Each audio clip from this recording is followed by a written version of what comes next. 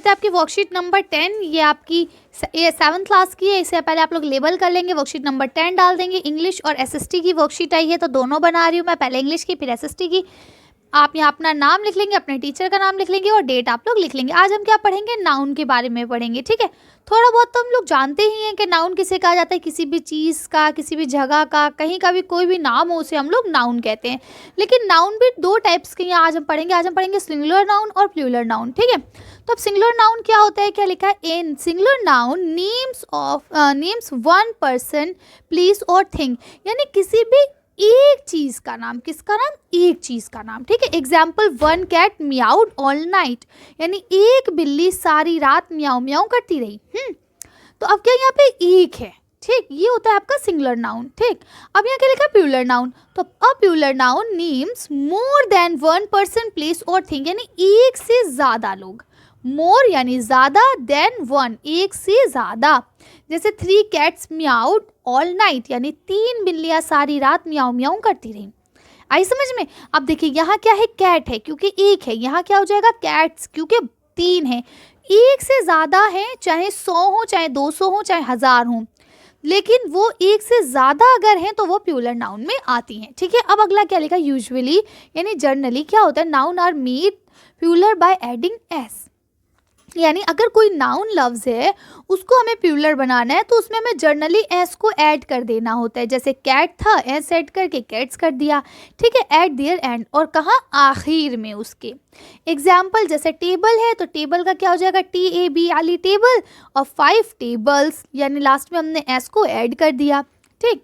अब यहाँ इन्होंने कहा फर्स्ट क्वेश्चन आपसे, as shown above add an S, यानी जैसा कि आपको ऊपर दिखाया गया कि लास्ट में हमें एस को ऐड करने यानी जोड़ने से, to make the plural form of each noun, यानी हर नाउन की जो है वो प्लूरल फॉर्म बन जाती है। तो अब इन्होंने कहा फर्स्ट है आपका स्पून, स्पून माने चम्मच, तो अब चम्मच का प्लूरल बनाना है आपको। तो चलिए एक काम करते हैं, इसको हम लोग आंसर शीट से ही पढ़ते ताकि आपको अच्छे से समझ में आए।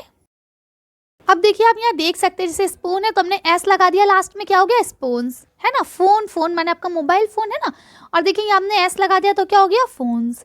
सेम ऐसी जेब्रा तो जेब्राज हो गया, एस लगा दिया लास्ट में, है ना। डॉग, डॉग्स हो गया, टीचर, टीचर्स हो गया, फ्रेंड, फ्रेंड्स हो गया, हैट, हैट्स हो गया, लैम्प, लैम्प्स हो गया, स्टोर, स्टोर्स हो गया, और प्लांट, प्लांट्स हो गया। यानी अगर आप देखिए ध्यान से तो ये सारे जो नंबर हैं, ये जो भी नाम है आपके, ये सारे नाउन हैं, ठीक है। नाउन दो टाइप्स के होते हैं, ये सब मैंने ना अभी 6th क्लास के बच्चों को पढ़ाई है ये चीज़। अगर आप लोग चाहें तो 6th क्लास की वीडियो को देख सकते हैं, उसमें ये चीज़ें और अच्छे से समझाई गई हैं, तो आपको थोड़ा सा बेसिक भी समझ में आ जाएगा अगर आपको नहीं पता है तो, ठीक। तो अब आपको ने यहाँ देखा कि जो भी नाम थे इन सब के पीछे ना हमने एस एस एस ऐड कर दिया, और एस ऐड करने से ना ये प्लूरल बन गए। लेकिन प्लूरल बनाने के कुछ और टर्म एंड कंडीशंस भी होती है, यानी कुछ और शर्तें भी होती है। तो चलिए उनको भी एक बार देखते हैं। अब आप लोग इसे कॉपी पे कर लेंगे, ठीक है। चलिए अब आगे बढ़ते हैं। देखिए यहाँ आपका लिखा है, read the following and repeat twist, ठीक है। इसको पढ़ें, समझें और 2 बार कम से कम इसको लिखना है, आपको रिपीट करना है। ट्विस्ट 2 बार आपको इसे रिपीट करके अपनी नोटबुक में लिखना है।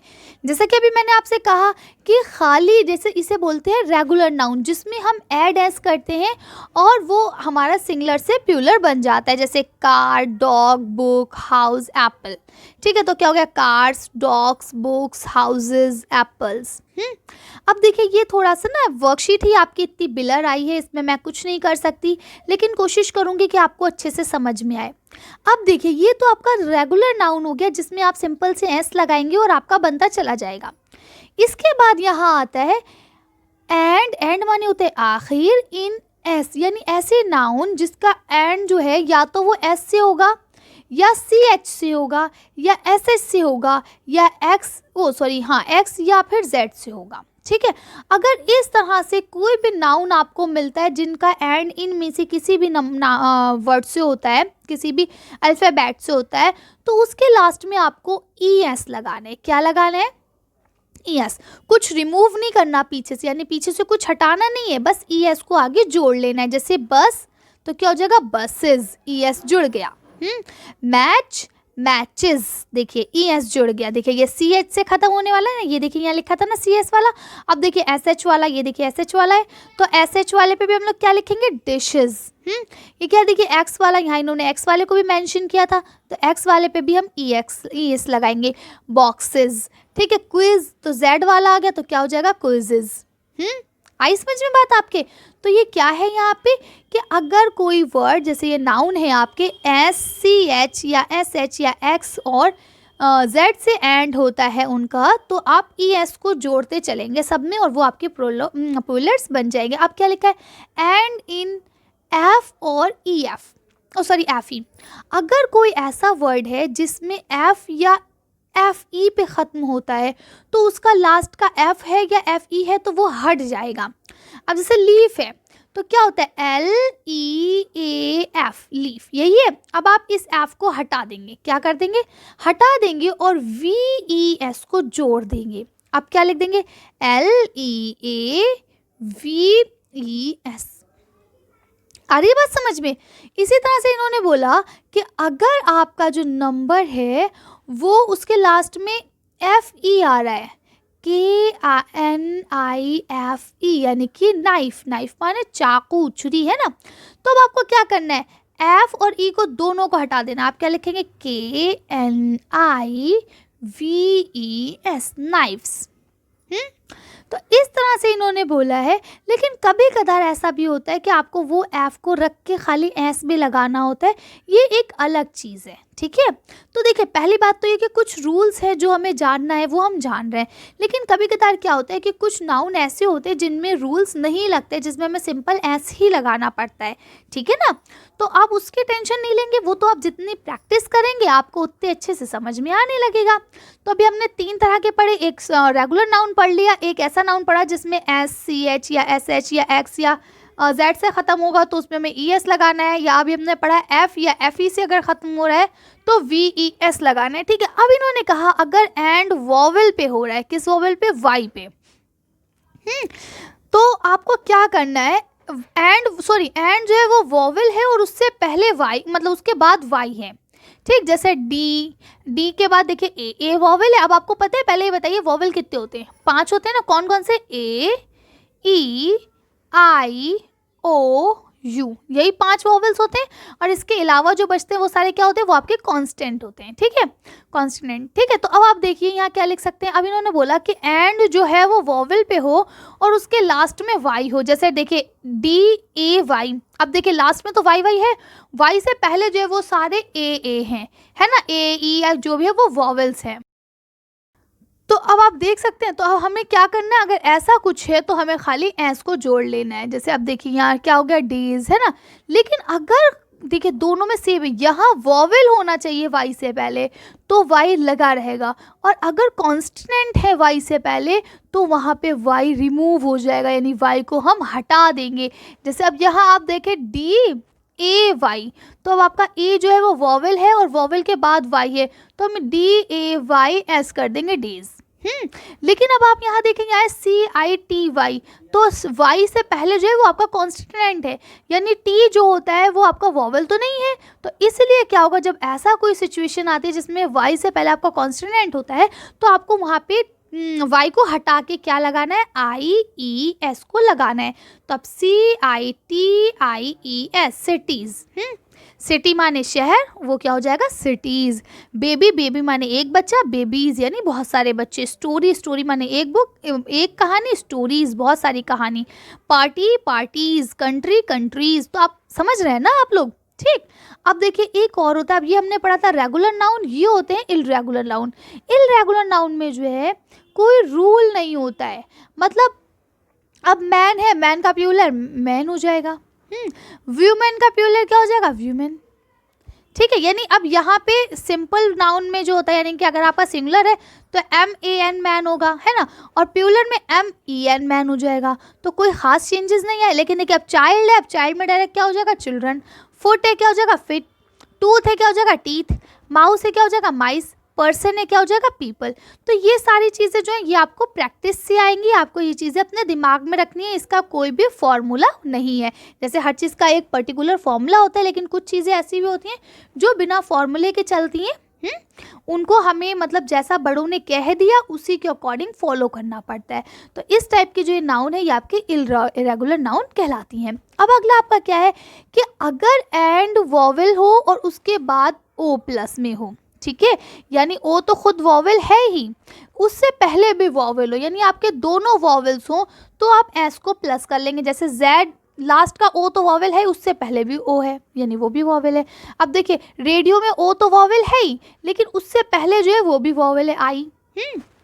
तो अगर ऐसा होता है कि वॉवेल से पहले भी वॉवेल है, यानी ओ है और ओ से पहले भी वॉवेल है, तो इस सिचुएशन में हम लोग क्या करते हैं, एस को खाली प्लस करते हैं, जू जूज, ठीक है, रेडियो रेडियोज़, ठीक है। इस तरह से आप देखिए कंगारू कंगारूज, वीडियो वीडियोज, जो भी है मतलब, तो क्या है यहाँ पे दोनों यानी लास्ट और सेकंड लास्ट दोनों जो है आपके वॉवेल हैं। लेकिन अगर आप यहाँ देखें तो ये लास्ट तो वॉवेल है, यानी वॉवेल में भी ओ, ठीक है, उससे पहले वाला कॉन्स्टिनेंट है। जब कॉन्स्टिनेंट होता है तो हमें क्या करना होता है, वहाँ पे ओ जो है वो रहेगा, लेकिन उसमें एस नहीं, साथ में ई एस ऐड होगा। हीरो का क्या हो जाएगा, हीरोज। पोटैटो के क्या हो जाएगा, पोटैटोज। समझ रहे हैं? तो ये चीज़ आप थोड़ा सा ख्याल रखेंगे। और कुछ ऐसे होते हैं जिसमें चेंज नहीं आता कभी भी, जैसे कि पानी है तो पानी वाटर रहता है, वो कभी भी वाटर्स नहीं बनता, ठीक है।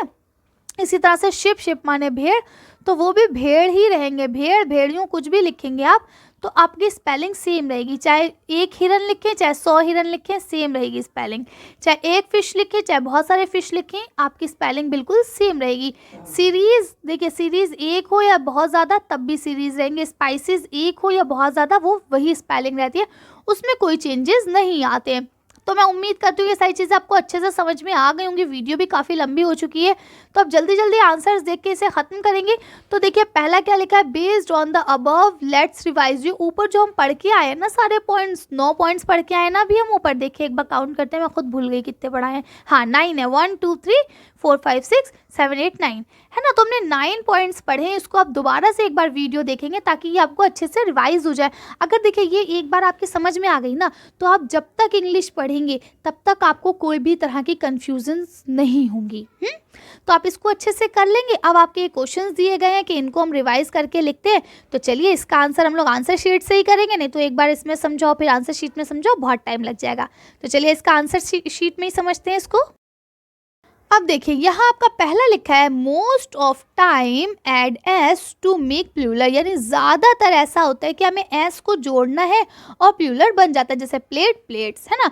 तो स्कोप का क्या हो जाएगा, स्कोप्स, ठीक है। अब अगला क्या लिखा है, if you here the sound of is, अगर आपको इज़ की आवाज़ आ रही है, ठीक है, आई और जेड आवाज़ आ रही है इज़, तो इज़ की आवाज़ जो है वो एस एच में भी आती है ना, ई एच में भी आती है, जो भी आपने सेकंड नंबर पे पढ़े हैं, तो उसमें सब में जो आवाज़ आपको सुनाई देगी वो इज़ की आएगी लास्ट में। तो अगर ऐसी सिचुएशन है तो उसके लास्ट में हमें क्या लगाना है, ई एस लगाना है, ठीक। If the word and F और ई एफ, अब अगर कोई वर्ड जो है वो एफ या एफ ई, ये उल्टा लिख दिया है, एफ ई पे होता है ना, मैं भी अभी ऊपर गलत ही पढ़ रही थी, एफ ई है ना। तो अगर कोई लफ्ज़ एफ पे या एफ ई पे ख़त्म होता है तो हम लोग उसमें क्या करते हैं, आपने पढ़ा अभी कि हम उसमें एफ को रिमूव करके क्या कर लेते हैं, आगे E S, we E S लगा लेते हैं। अब इसी तरह से देखिए यहाँ क्या लिखा है, if the word end in a vowel, यानी कोई वर्ड अगर वॉवेल पे ख़त्म होता है और उसके बाद जो है आपका वाई आता है, तो हमें उसमें क्या करना होता है, एस को प्लस करना होता है।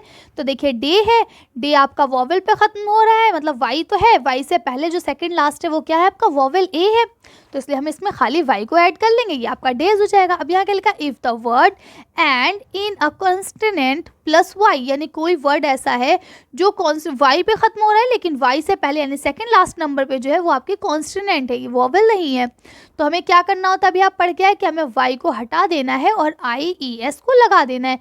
तो चेरी से क्या बन गया आपका, चेरीज़। फिर उसके बाद हमने पढ़ा इलरेगुलर नाउन के बारे में कि इलरेगुलर नाउन में जो हम प्लूरल बनाते हैं तो हमें कोई भी पैटर्न को फॉलो करने की ज़रूरत नहीं है, वहाँ पे एक अपना यूनिक पैटर्न होता है। जैसे चाइल्ड का क्या बन जाता है आपका, चिल्ड्रन। ये सब अभी हम पढ़ के आए हैं, बस एक बार रिवाइज कर रहे हैं। यहाँ इसी तरह से लिखा, if the word end in vowel plus O, यानी एक वर्ड ऐसा जो ओ पे ख़त्म हो और ओ से पहले का जो वर्ड है वो भी वॉवेल है, ओ ए आई ओ यू कोई भी हो, ठीक है। तो क्या है मतलब सेकंड लास्ट और लास्ट दोनों नंबर जो है वो आपके वॉवेल होंगे और लास्ट नंबर जो है वो ओ होना चाहिए, ठीक। तो उसके लिए हमें क्या लगाना है, एस को प्लस कर देना है।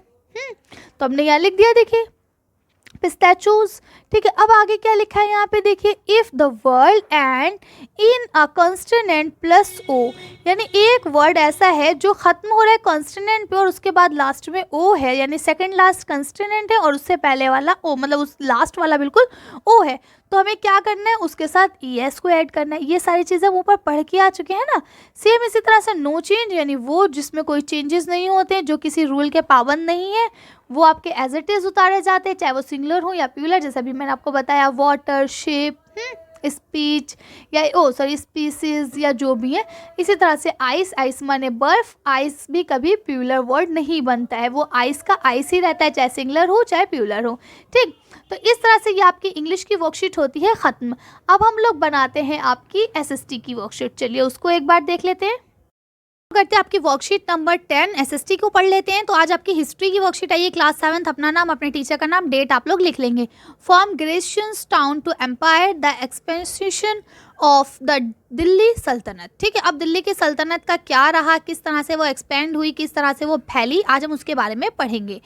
तो देखिए थोड़ा सा यहाँ क्या लिखा, इन अर्लियर 13th सेंचुरी, यानी हम शुरू 13वीं सदी की शुरू की बात करें, that control of the Delhi sultanate rarely went beyond heavily fortified town occupied by garrisons, ठीक है। तो अब क्या बोलते हैं कि अगर हम 13वीं सदी की बात करें तो दिल्ली की जो सल्तनत थी वो इतनी ज़्यादा मतलब हैवी नहीं थी, वो उनके ऊपर बिलोंग करती थी, ठीक है। अब क्या बोलते हैं, द सल्तनत seldom control the hinterland of the city and were therefore depended upon trade, tribute and plunder for supplies, ठीक है। अब क्या बोलते हैं कि ये लोग इतना ना कमाते थे, उस ज़माने में इतना मॉडर्नाइजेशन भी नहीं था, कोई चीज़ थी नहीं, मॉडर्नाइजेशन कहना तो बहुत दूर की बात है कि कोई लोग इतना समझते ही नहीं थे। बस क्या था, अपने खाना पीना, थोड़ा सा तिजारत, इस तरह से मतलब बिजनेस वगैरह, इसमें ही थोड़ा लोग लगे रहते थे। तो अब क्या बोलते हैं, कल तो इनका खाना पीना कैसे चलता था, ये पूरी तरह से या तो हंटरलैंड के ऊपर वो होते थे और व्यापार करना, ये सारी चीज़ों पे ये ज़्यादातर, तो ये इस तरह से इनके ऊपर पूरी तरह से डिपेंड रहते थे। अब यहाँ क्या लिखा, controlling this town is distance Bengal and Sindh from Delhi was extremely difficult, यानी कि जो चीज़ दिल्ली से दूर थी उस पर कंट्रोल कर पाना बहुत मुश्किल था। देखिए यहाँ पे मैं अगर आपको समराइज कर दूँ तो ज़्यादा बेहतर रहेगा, क्योंकि बहुत लंबी होती चली जाएगी, वरना देखिए आपको सिंपल सा यहाँ पे जो ये पैराग्राफ दिया गया है ना, इसमें सिर्फ ये बताने की कोशिश की गई है कि किस तरह से जो दिल्ली था वो मेन सेंटर पॉइंट था तिजारत के लिए, बिजनेस के लिए, क्योंकि सबसे ज़्यादा जो हिंदुस्तान का मेन पॉइंट रहा है वो दिल्ली रहा है, ठीक। अब जो बादशाह लोग थे वो दिल्ली में ही आके रहते थे, तो दिल्ली से जो दूर जगहें हो जाती थी, एग्जाम्पल के तौर पे बंगाल हो गया, या नीचे की तरफ आप आए तो यहाँ पे आपका सिंध हो गया, सिंध घाटी, तो यहाँ पे जो है पावर को रोक पाना, कंट्रोल कर पाना लोगों को बहुत ज़्यादा मुश्किल हो रहा था। और जैसे ही लोगों को पता चलता था कि यहाँ पे कुछ कमज़ोरी आ रही है और मौसम जैसे ही ख़राब होते थे, तो उसकी वजह से कम्युनिकेशन रूट जो है वो भी टूट जाते थे, यानी जो कम्युनिकेशन हुआ करती थी, यानी बात करना कि यहाँ क्या हो रहा है, वो भी टूट जाता। अब एग्जाम्पल के तौर पर आप हैं, आप दिल्ली में रहते हैं, अब आपके कोई जानने वाले मान लीजिए लखनऊ में रहते हैं, तो क्या है, अभी आप कॉल करके पूछते हैं हेलो नानी कैसी हैं आप, या हेलो दादी कैसी हैं आप, लेकिन अब वही अगर बहुत ज़्यादा बारिश होती है, बहुत ज़्यादा ओले गिरते हैं, तो आपकी लाइन टूट जाती है, नहीं टूट जाती, आपका नेटवर्क, आप कॉल करेंगे क्या बोलेगा, नानी तक बैल नहीं जाएगी, क्या बोलेगा कि जिसको आप फ़ोन करना चाह रहे हैं वो नेटवर्क कवरेज क्षेत्र से बाहर है, इस तरह से कुछ बोलते हैं। तो इसी तरह से पुराने ज़माने में तो मोबाइल हुआ ही नहीं करते थे, वो तो घोड़े ये सब होते थे, और जब बाढ़ और ये सब चीज़ें आ जाती थी तो उनका जो आपस में मिलना बात करना है वो भी ख़त्म हो जाता था, ठीक। और जैसे ही लोगों को ये पता चलता था कि ये लोग मतलब ढीले पड़ रहे हैं, तो वो वैसे ही आ जाते थे हमला करने के लिए, ठीक। इसी तरह से अफगानिस्तानी लोगों का ज़्यादा जिक्र है, क्योंकि जो मुस्लिम्स थे या नॉन मुस्लिम भी थे वो सब ज़्यादातर अफ़गान और ईरान से आए थे हिंदुस्तान, ठीक है। जितने लोगों ने भी हुकूमत की ना, हिंदुस्तान के जो लोग थे वो इतने पढ़े लिखे नहीं थे और वो सेल्फिश भी नहीं थे, और बाहर के जो लोग आए वो बहुत ज़्यादा सेल्फिश भी थे और वो अपने आप को बहुत ज़्यादा बनाना चाह रहे थे, ठीक। इसी तरह से ये वाली लाइन आपकी थोड़ी इंपॉर्टेंट है, इसको पढ़ लेते हैं कि दिल्ली सल्तनत जो दिल्ली की सल्तनत थी वो क्या थी, कंसोलिडेशन ऑस्कर during the region of Ghiyasuddin Balban. ठीक है, ये जो सल्तनत बनाई गई वो किसके जेर साय बनाई गई, यानी किसने बनवाई, सबसे पहले गयासुद्दीन बलबान ने बनाई, और उसके बाद उसको और ज़्यादा जो तरक्की दी वो किसने दी, अलाउद्दीन खिलजी ने और मोहम्मद तुगलक ने। ठीक है, तो इन लोग ने इसको और ज़्यादा फैलाया। अब देखिए दो तरह के एरिया हुआ करते थे, एक वो होता था जो इंटरनल फॉल्टर होता था और दूसरा होता था वो जो एक्सटर्नल फॉल्टर होता था। तो देखिए अब जैसे मान लीजिए ये आपका दिल्ली हो गया, ये दिल्ली है, ठीक, दिल्ली के अंदर यहाँ पे आपके ये सारे सिपाहियों की छावनियाँ हुआ करती थी। तो ये जो एरिया इसके अंदर आ रहा है, ये सारा एरिया, ये आपका होता था इंटरनल फाउंटर। ठीक है, और जो इसके बाहर का एरिया हुआ करता था ये आपका एक्सटर्नल फाउंटर हुआ करता था।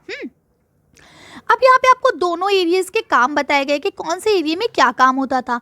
जैसे कि ये लोग क्या करते थे, इंटरनल एरिया में वो ख्याल रखते थे कि कौन क्या कर रहा है, किस तरह से हो रहा है। ठीक है, यहाँ पे हैबिटेट्स यानी गंगा और यमुना के दो आबाद जगह थी, वहाँ पे लोग बसे थे, यानी गंगा और जमुना के बीच के हिस्से पे हम लोग बसे हुए हैं ना, यहाँ लोग बसते थे और यहाँ पे एग्रीकल्चर वगैरह करते थे, जो कि बहुत अच्छा हुआ करता था। अब यहाँ इन्होंने क्या बताया कि ये अलाउद्दीन खिलजी और इन्होंने इसको फैलाया था बाहर का एरिया, है ना, सल्तनत से बाहर का एरिया। किसने फैलाया इसको, अलाउद्दीन खिलजी वगैरह ने फैलाया। और किस तरह से इसको इन्होंने आगे बढ़ाया कि इसके अंतर्गत ये लोग क्या करते थे, जानवर, जो चीज़ें लड़ाई के लिए होती थी वो सब बनाते थे, ताकि हम अपने बाहर से अपने एरिया को कवर करके रख सकें और किसी को भी अंदर आने से रोक सके। ठीक है, तो इस तरह से ये हो जाएगा। अब देखिए यहाँ पे आपको एक चीज़ और बताई गई है कि ये हिंटरलैंड क्या है और गैरिसन क्या है, गैरिसन टाउन, और दोआब क्या है। तो देखिए हिंटरलैंड किसे कहा जाता है, यानी वो जगह जो सिटी के बाहर होती है और सिटी के लिए खाना, सर्विस, गुड्स, ये सब चीज़ें सप्लाई करती है। ठीक है, और इसी तरह से गैरिसन टाउन क्या होता है कि ये एक बाहर का टाउन है जहाँ पे सिपाही लोग रहते हैं। ठीक है, और दोआबा का मतलब क्या होता है, लैंड बिटवीन टू रिवर्स, दो नदियों के बीच की ज़मीन। ठीक है, अब आपके क्वेश्चन आंसर्स हैं, यही हम लोग देख लेते हैं मेन। इसके अलावा इन सारी जो वर्कशीट्स आई ना, इसको डिटेल स्टडी के लिए मैं अलग चैप्टर डालूंगी, आप लोग उसको पढ़ेंगे। ठीक, अब क्या लिखा है, आंसर द फॉलोइंग क्वेश्चन। अब आपको क्वेश्चंस के आंसर देने हैं। पहला क्वेश्चन है, name two garrison town distant from Delhi Sultanate. अब वो दो टाउन के नाम आपको लिखने हैं जो दिल्ली सल्तनत से थोड़े पे दूरी पे थे। चलिए इसका आंसर देखते हैं। देखिए आप इसका आंसर ऐसा लिखेंगे, the two garrisons town distance from Delhi is sultanate is, कौन कौन से है, बंगाल एंड सिंध। ठीक है, तो अब इसका आंसर लिख लेंगे। चलिए नेक्स्ट क्वेश्चन पढ़ते हैं। मेन आपका आंसर जो है ना वो बंगाल एंड सिंध है। अब मैं अगर सिर्फ बंगाल और सिंध लिखाऊंगी तो बच्चे कहेंगे माँ बहुत शॉर्ट आंसर लिखा रहे हैं, और सही बात भी, आप 7th क्लास के हैं तो थोड़ा सा बड़ा लिखने की भी कोशिश कीजिए। चलिए आगे पढ़ते हैं। नेक्स्ट क्वेश्चन है आपका, इन हुज रीजन, यानी वो कौन सी जगह थी सल्तनत रीच इट्स फैदर एक्सटेंट, यानी कि वो कौन से सुल्तान थे, वो कौन से मतलब दिल्ली में सुल्तान आए जिनकी वजह से दिल्ली का जो वो एरिया था वो एक्सटेंड हुआ, यानी पहले एक हिस्सा बंधा हुआ था, उसके बाद वो विस्तार उसका कैसे हुआ। तो चलिए उन दोनों का नाम भी देख लेते हैं। यहाँ नेक्स्ट क्या लिखा है आपका, द फैदर एक्सपेडिशन, यानी और जो ज़्यादा बढ़ा है वो किसके अंडर में बढ़ा है, अलाउद्दीन खिलजी और मोहम्मद तुगलक के अंडर में दिल्ली जो है वो और ज़्यादा एक्सपेंड हुआ, यानी उसकी जो सल्तनत थी वो और ज़्यादा पहली। ठीक है, तो आप इसको कर लेंगे, मतलब फैली, है ना। चलिए तो आप लोग इसे कर लेंगे। अगला क्वेश्चन पढ़ते हैं। आपका थर्ड क्वेश्चन है कि what do you understand by internal and external frontier of sultanate, यानी इंटरनल एक्सटर्नल फॉन्टर के जो है उससे आप क्या समझते हैं। चलिए इसका आंसर देखते हैं। ये पहले हम लोग इंटरनल फॉन्टर पढ़ लेते हैं। तो inner region of garrison town, यानी गैरिसन टाउन के अंदर का जो एरिया हुआ करता था उसे बोलते थे इंटरनल फॉन्टर। ठीक है, अब इसके बाहर का जो एरिया होता था उसे क्या बोलते थे, चलिए उसे भी पढ़ते हैं। देखिए ये आपके एक्सटर्नल फाउंडर कौन कौन हुआ करते थे, एरियाज बियॉन्ड, बियॉन्ड माने पीछे, है ना, inner the region of garrison, यानी कि इसके बाहर का एरिया, बियॉन्ड। ठीक है, तो इसके बाहर का जो एरिया हुआ करता था उसे हम लोग क्या बोलते थे, एक्सटर्नल फाउंडर। ठीक है, तो इस तरह से आप लोग इसे कर लेंगे। चलिए आगे बढ़ते हैं। लास्ट क्वेश्चन दिया गया है, on the physical outline map of India. एक आपको फिजिकल मैप लेना है इंडिया का, और उसके बाद क्या करना है, अलाउद्दीन खिलजी की जो साउथ कैंपनिंग थी ना उसको मतलब पॉइंट आउट करना है। इसके लिए आप अपनी हिस्ट्री की बुक को देख सकते हैं, 34 और 35 पेज नंबर। तो चलिए इसका आंसर हम लोग बुक से ही देख लेते हैं। देखिए ये मैंने आपकी बुक से मैप निकाला, ये अलाउद्दीन खिलजी का है, कैंपेन का। ठीक है, साउथ इंडिया। तो ये देखिए ये आपको सब दिखाया गया है कि किस तरह से, ये जो लाइन देखिए आपको पिंक एरोज दिख रही हैं वो सारी कैंपेन्स हैं उनकी। ठीक, तो आप इसको इस तरह से ही लेबल कर लेंगे, मैप लेंगे जिस तरह से यहाँ पे लेबल किया हुआ है सेम इस तरह से आप ये पूरा लेबल कर लेंगे। दिल्ली से वो ज़्यादातर साउथ की तरफ गए हैं, नॉर्थ की तरफ वो नहीं गए हैं। ठीक है। तो इस तरह से ये मैप आप अच्छे से लेबल कर सकते हैं। ये बुक आपके पास अवेलेबल है, आप बुक से देख सकते हैं। अगर नहीं है तो मैंने भी इसमें दिखा दिया है आपको इतनी देर के लिए कि आप आराम से कर सकते हैं। ठीक है, तो चलिए आज की वर्कशीट को हम यहीं ख़त्म करते हैं। और प्लीज़ अगर आपको हमारी वर्कशीट पसंद आती है ना तो एक बटन लाइक का ज़रूर दबाया करें, ताकि मुझे भी तो पता चले आप मुझे कितना प्यार दे रहे हैं। ठीक है, और इसके अलावा अपने दोस्तों के साथ शेयर करा करें, ताकि उन लोगों को भी एग्ज़ाम टाइम में कोई प्रॉब्लम ना हो। ठीक, देखिए मुझे आपको पढ़ाना पसंद है, इसलिए मैं आप अपना टाइम निकाल के आपको पढ़ाती हूँ। तो अब मैं भी ये उम्मीद करती हूँ कि जो मैं पढ़ा रही हूँ वो आपको पसंद आए। ठीक है, अगर आपको अच्छा लगता है तो आप मुझे कमेंट्स करके बताया करें, ताकि मुझे पता चले कि आप लोग मेरे पढ़ाने से खुश हैं या नहीं। ठीक, अगर वाकई आपको अच्छा लगता है तो इसे लाइक करा करें और अपने फ्रेंड्स के साथ शेयर करा करें। तो आज की वर्कशीट को हम लोग यहीं खत्म करते हैं। आज की वीडियो में बस इतना ही। अगर आपको हमारी वीडियो पसंद आई हो तो प्लीज़ लाइक और शेयर करें। अगर अभी तक आपने हमारे चैनल को सब्सक्राइब नहीं करा है तो प्लीज़ हमारे चैनल को सब्सक्राइब करें। Thank you for watching.